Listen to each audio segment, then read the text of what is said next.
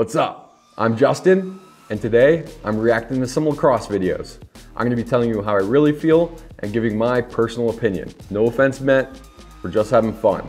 Today, we're reviewing How to Build Deep Lacrosse Confidence by Jake from Lax Weekly. Let's dive in. Confidence is the #1 skill you must develop as a lacrosse player. It's more important than learning how to dodge and shoot and throw crazy skip passes. If you're not confident, it doesn't matter how good you are, how much you practice or lift weights, you will not become the lacrosse player that you really... First point he made, he mentions that it doesn't matter your skill if you don't have confidence. I'm gonna disagree with that. Your skill does matter, all right? You're not gonna get to that next level unless you're elite in your position. What adds on to your skill is the confidence aspect. If you're not confident, it doesn't matter how good you are, how much you practice or lift weights, you will not become the lacrosse player that you really want to be. And trust me, I've talked to hundreds of top high school and college recruits. I interned for the PLL. I've been around the absolute best of the best. The one thing that separates these players more than anything out there is their confidence. So today, I want to... Yes, I do agree with that. Confidence can separate you from your competition. It can excel you to that next level and take that next step. There's so many athletes that have so much success in high school. They're the man, they're the best on their team in their conference. But a lot of the times they don't pan out at that next level. They go from being the best and the oldest, and now guess what? They're the youngest. They're freshmen playing with seniors. And their confidence goes down the drain. I definitely agree with that point. Stop the nervousness spiral. Picture yourself getting nervous before a game. At first you're a little nervous, you might feel your heart beating a little more, but all of a sudden you're nervous about getting nervous, and you're stressed out because you're so nervous. And now you're way more nervous than you were, and you don't even know what you're nervous about. So our goal is to cut off this downward spiral. So next time you get nervous before a lacrosse game, embrace it. Now it sounds weird, but when you're nervous, it's actually a very positive thing. Your body is telling you that you really care about lacrosse, which you do. Yes. Jake, great point. Great point. The worst games I've had is when I'm nervous and going through this nervous spiral, because then you start questioning your capabilities, your abilities to perform against this high level of competition. The most beneficial thing that I learned throughout my playing career was your body cannot tell the difference between being nervous and being excited. You have the same physiological outcomes as being nervous and excited. Your heart rate increases, sweating, you get butterflies in your stomach. They're the exact same, all right? What you need to do is flip that switch, and you have to tell your mind that you're excited. You have to have that positive self-talk and tell yourself you're ready and you're excited for this challenge and this game in front of you. And I promise you that will help improve your performance on the field. Have an autopilot skill. This is a skill that you master so well that no matter what, you can always go back to this one thing. So for example, one of my favorite lacrosse players of all time is Michael Sowers. His autopilot skill is that no matter what's going on, he can always go to X, do a split dodge, and try to turn the corner and score. It doesn't matter if his outside shot is awful. It doesn't matter if he can't pass and catch. He knows that he can go to this one move every single time. A really big mistake I see lacrosse players make is trying to get good at so many different things.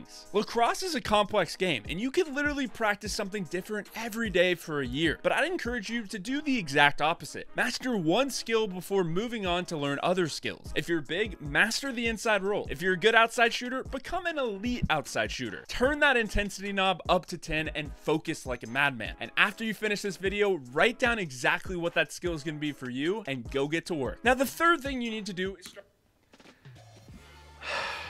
Not sure how I feel about this one. I get the premise of having an autopilot skill, to fall back on. You want to be a well-rounded player and not just have one elite skill. Coaches aren't going to recruit guys that have only one skill. If you can shoot the ball really hard but can't catch, your chances go way down. Because if you rely on this one skill the whole entire time, it's going to be really, really easy for teams to shut you down. When practicing, make sure we're very well-rounded. Make sure we're practicing all-encompassing skills and fundamentals that go with your position. With a practice journal, you document exactly what you practiced and keep a running log. Then when it comes to game time, you open up that journal, read through the pages of the practice logs, and all of a sudden your confidence level goes way up because you remember all that work that you put in. The other thing this journal does is force you to stay accountable for practicing with intent. If you just go shoot around for an hour with no plan, you're not going to get a lot better. But when you have a plan to focus on specific things, that's when you're going to see your level of lacrosse go up and your confidence skyrocket. I love this. I love this. This is something that I've never done, and I'm gonna implement this in my training routine. Looking back, on your practice journal can be so beneficial. Before the game, you're questioning if your skill level is up to par and if you can compete. If you go back and read all the practicing you've done for the past week, month, year, that instills confidence. Definitely think that is very beneficial. Second aspect he mentioned, which I think is great, is it provides intentional training. And there's so many guys I see go to the field with their buddies and go train for 2 hours. But they end up, shooting the shit, talking for 45 minutes, they're on their phone for 30 minutes, and all that training turns into, half-ass training.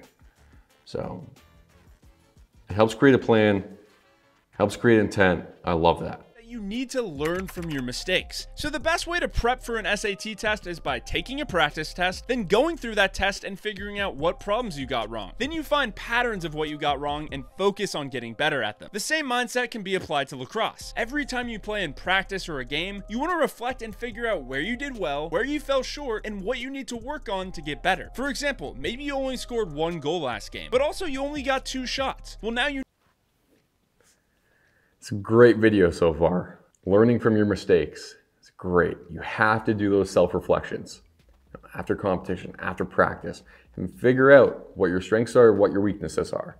I tell my guys to film themselves getting live reps.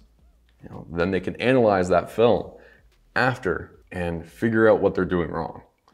See if they have bad form, see if they're stepping back. Another point I want to make is the most successful players in the industry have failed. We had 3 teams. We had an A team, a B team, and a C team. Now, the best guys would be on A, second best would be on B, and the worst guys would be on the C team. In 5th grade, I got cut from the C team, but then still this intrinsic motivation in me that made me want to go out and practice every day. I didn't want to feel like that ever again, so I learned from my mistake and got better. And that really propelled my playing career and helped me have success at that next level. Just like embracing nervousness, the mindset shift you need to have is that you don't own your lacrosse career. Now, what does this mean? Your lacrosse career is a gift. You could tear your ACL or break your arm and your lacrosse career could be over. You could get sick and not be able to play. There's no guarantee of you playing lacrosse tomorrow. Yes. If you're watching this video, take some notes right now. I think that was the most beneficial piece of advice that was brought up today. Playing lacrosse is only a small fraction of your life. You don't own your lacrosse career. And like Jake said, it can be taken away just like that. All right, so you guys have to enjoy it and play every game like it's your last game. Because who knows, an injury pops up and the game's taken away from you. From my personal experience, tearing my ACL, I had the game taken away for 7 months. Didn't practice, didn't play. It was horrible. And I think that's what really made me realize how much I love this game and how much I wanted to be a part of it. I think everyone has to realize that it's common to fall out of love with the game. Burnout's a real thing, playing too much is a real thing, and that can really affect your playing career. Off season, make sure you take some time away from your stick and just properly rest. Mindset change that I used in college, which was really helpful. I realized lacrosse was still the same game I fell in love with when I was 4 years old. And being able to have that perspective really changed the way I played on that field. I enjoyed every second of it. I enjoyed putting in the work, doing sprints. So my recommendation is to have that same mindset. It's the same game, you fell in love with when you started playing. Enjoy the work, embrace the suck, have fun. I hope you guys had fun watching this video. We have a lot more content on the way. Thanks for watching. Peace.